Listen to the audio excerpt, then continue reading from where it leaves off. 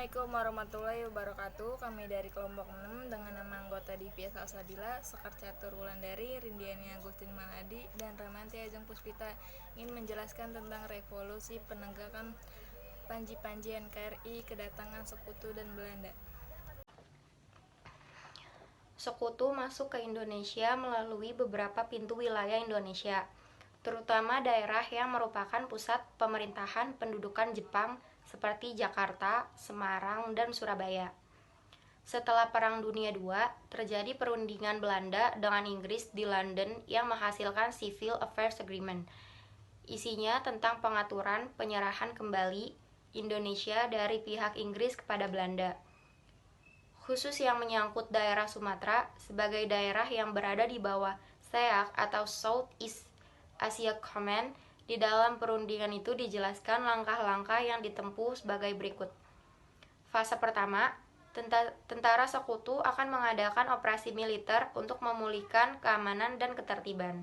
Fase kedua, setelah keadaan normal, pejabat-pejabat NIKA akan mengambilkan ahli tanggung jawab koloni itu dari pihak Inggris yang mewakili Sekutu. Setelah diketahui, Jepang menyerah pada tanggal 15 Agustus 1945. Maka Belanda mendesak Inggris agar segera mensahkan hasil perundingan tersebut. Pada tanggal 24 Agustus 1945, hasil perundingan tersebut disahkan. Berdasarkan persetujuan Potsdam, isi Civil Affairs Agreement diperluas. Inggris bertanggung jawab untuk seluruh Indonesia, termasuk daerah yang berada di bawah pengawasan SWPAC atau Southwest Pacific Areas Command. Untuk melaksanakan isi perjanjian Potsdam, maka pihak SWPAC di bawah Lord Louis Mountbatten di Singapura segera mengatur pendaratan tentara Sekutu di Indonesia. Kemudian pada tanggal 16 September 1945, wakil Mountbatten yakni Laksamana Muda W.R. Peterson dengan menumpang kapal Summerland mendarat di Pelabuhan Tanjung Perak, Surabaya. Dalam rombongan Peterson ikut serta Van der Plas, seorang Belanda yang mewakili H.J. Van Mock atau pemimpin NIKA.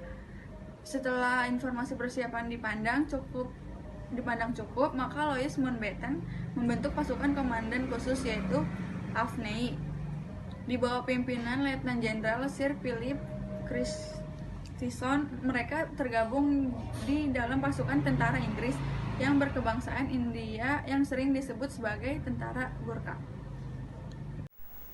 Tugas tentara Afnei sebagai berikut. Yang pertama, menerima penyerahan kekuasaan tentara Jepang tanpa syarat. Yang kedua, membebaskan para tawanan perang di internir Sekutu. Yang ketiga, melucuti dan mengumpulkan orang-orang Jepang untuk dipulangkan ke negerinya. Yang keempat, menegakkan dan mempertahankan keadaan damai, menciptakan ketertiban dan keamanan untuk kemudian diserahkan